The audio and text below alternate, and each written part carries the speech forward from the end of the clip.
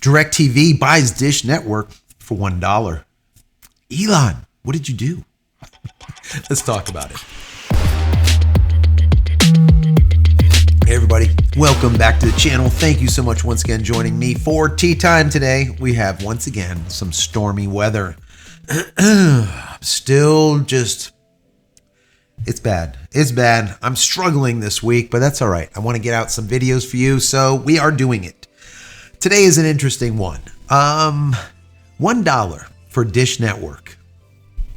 This is glorious to me. Absolutely glorious. I want to read an article for you, and then I want to give you my commentary over this, but I want to hear from you. What do you think about all of this? We see AT&T, Dish Network, DirectTV, so many of these companies getting screwed because of Elon Musk, SpaceX Starlink, and it makes me feel good. Because a lot of these companies have been screwing us in the rural environment, the rural areas, for many, many, many moons. And they've been doing it as nastily as possible, continuously increasing rates every year because they know there's nowhere else for you to go. If you want any type of TV and you're in a rural area and you don't have cable or anything, what are you going to do? You need to have satellite TV. They know it. There was only two providers pretty much, right? Dish Network and DirectTV. Pick one. Now they're the same people. Anyways, I want to get into this article. Once again, I want to give you my commentary. I want to hear from you down below. What do you think about all of this? And if you don't want to say anything, I get that. Might be a little bit shy. Put an emoji down there. That would be awesome. Put a poop emoji. I don't care. Whatever it is. At least I know that you actually watched the video. Before we jump into the article, I just want to say that if you enjoyed the video, throw it a thumbs up. That's very helpful. Share it with your friends, family, colleagues, Reddit, Facebook, wherever. Share the channel. Let's grow this channel. Also, if you haven't subscribed yet, consider doing so. That would be really appreciated. And if you are, thank you. I appreciate that. Click this little button over here so when I go live or when a new video comes out, you will be notified of it immediately. And if you just want to say thank you for all of my hard work on this channel, there's a little thank you button down here. You can click on that, give $1 or $2 if you like. YouTube gave us that. Thank you, YouTube. If not, that's fine. It's perfectly free anyways, but if not, consider becoming a member of the channel. That would be even better. And if you haven't downloaded any of my ebooks, check them out. Go to JCristina.com/books. Once again, JCristina.com/books. And if you want more Starlink specific content, I've put together about 340 videos just for you.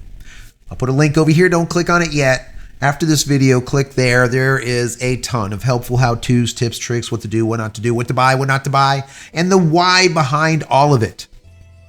This channel is always about the why. So let's get right into this article. To me, it's comical, and it makes me feel good. Like I said, the article starts out by saying DirectTV is acquiring Dish Network in a deal that may look more like a lifeline for Dish than a merger of equals. Dish is essentially being sold for just $1, while DirectTV takes on over $9 billion in Dish's debt. God. This underscores how deeply Dish has been struggling, burdened with declining subscriber numbers and mounting financial woes. The deal, framed as a debt exchange, is being touted as a cost savings move, but it highlights Dish's desperate financial position.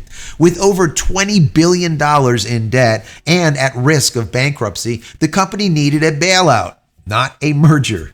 EchoStar, Dish's parent company, claims that it will reduce its debt by $11.7 billion, but it shifts much of that burden to DirectTV. For Dish, it is less of a strategic partnership and more of a last-ditch effort to stay afloat. It's not happening.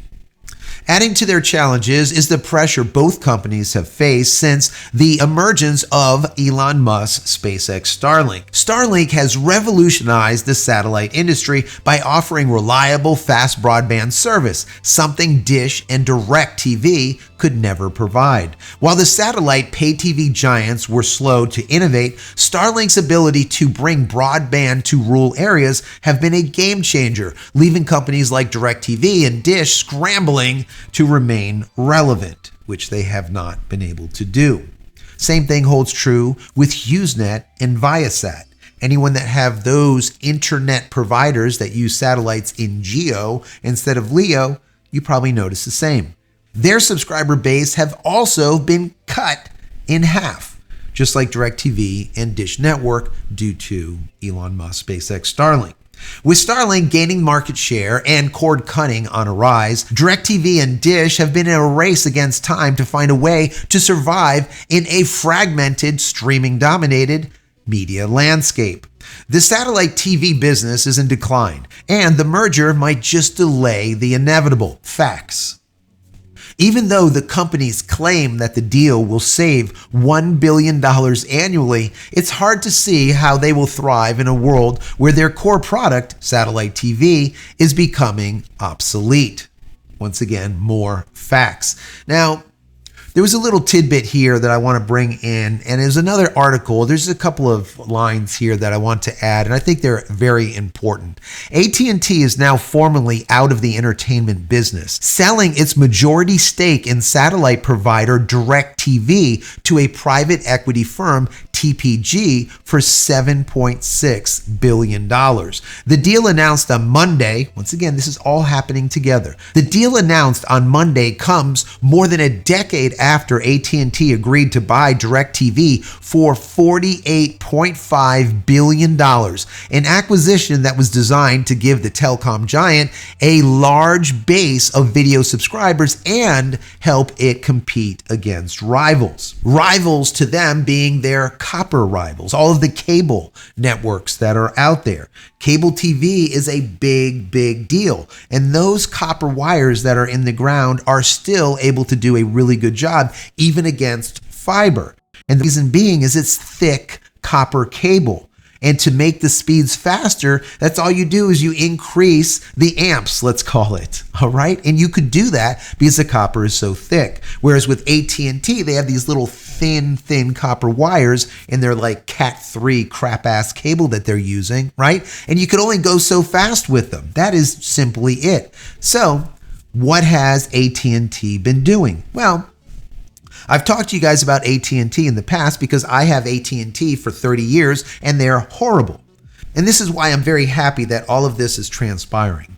AT&T, what they did is instead of pushing fiber to the rural communities like they were supposed to, because they were getting subsidized by the government, billions of dollars of these funds were rolling to AT&T to bridge the digital divide. That's what it was called. To bring the haves and the have-nots together. The haves of high-speed internet and the have-nots in the rural areas. But did they do that? They didn't. They kept that money for the most part. So instead of dropping the fiber like they should have, they said, you know what, we're going to buy DirectTV. And then we can bring people in that will use that TV through satellite instead of pushing them through data using fiber. They didn't want to drop the fiber, right? So they ended up buying the DirectTV, which now we see is a complete failure, thank God. Also, what they ended up doing is they cut all copper. So if you have DSL or if you have Uverse, AT&T is cutting it if they haven't cut you off already and moving you to that AT&T Internet Home nonsense, which is basically using a 5G tower. The same thing that Verizon Home does and T-Mobile does. AT&T said, oh, we're going to get on board with this and we're going to cut all copper. So now AT&T is sitting there basically with fiber. A little bit of copper here and there. That's it, right? No more DirectTV. They sold it. They sold it for like pennies on a dollar, $7 billion, $8 billion or whatever. They lost a lot of money. Once again, thank God. They deserve it. They stole a lot of money from the government that a lot of people don't realize. Okay, so they deserve it. And the same thing holds true with DirectTV and Dish. They deserve everything that is coming to them. 30 years ago, I ended up getting Dish Network, and I used Dish Network literally for the entire time until SpaceX Starlink became available. And when SpaceX Starlink became available, I waited like 1 week, and I made sure that it was working good, and then I called Dish, and I told them shut down my account, literally after 30 years. They did everything to try to get me to stay. But to be able to give them that one finger salute, maybe not that finger, you know the finger, felt so liberating. And this is thank God to SpaceX Starlink. Now, the same thing holds true with HughesNet and ViaSat. Any of you guys that have been paying forever all of these extremely high prices for low, horrible speeds, high latency, HughesNet and ViaSat, they're also going to go the way of the dinosaur. I said this at the very beginning, once again, 46 months ago. I said, listen, as soon as SpaceX Starlink takes a foothold, Dish Network is gone, DirectTV is gone, HughesNet is gone, ViaSat is gone, right? You could go back to those videos and you'll see that's exactly what I said. And that is exactly what's going on now, right? We see that DirectTV is now buying Dish Network, but just like they said in this article, it's futile, right? That industry is dead. Everything is moving to streaming because data is now more available. And why is it more available? Elon Musk, SpaceX Starlink. That's just simply it. So all of these losses that we see for AT&T, thanks to Elon. All of these losses that we see to the satellite TV providers, thanks to Elon. This merger, thanks to Elon. The eventual bankruptcy of DirectTV, thanks to Elon. That's just the way it is, right? These people did not innovate. They did not shuck and jive. They continued the status quo. Matter of fact, 2 weeks ago, I didn't do a video on this, but I was going to. DirectTV said that they were going to raise their prices as they lose all Disney channels. Like, are you kidding me? You're going to raise prices? That's what they said. So, here you have, once again, an industry that's dying, and the only thing that they can think of doing is raising prices. That's 2 weeks ago. Now we see, well, forget about raising prices. Let's just try to hold on. That's what we need to do. I'll be really curious to see if they end up raising prices to people. I really would like to see that because they're just going to lose more, right? Dish Network and DirectTV's subscriber count has been cut in half. It's literally less than half now. And that's since 2021, 2022. So just in a few years, half. Millions and millions and millions and millions and millions and millions of subscribers gone, nixed. The same thing holds true with ViaSat and HughesNet. Half in the same period of time.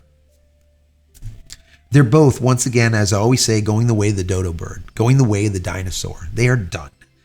So anyways, I'm happy about this. What say you?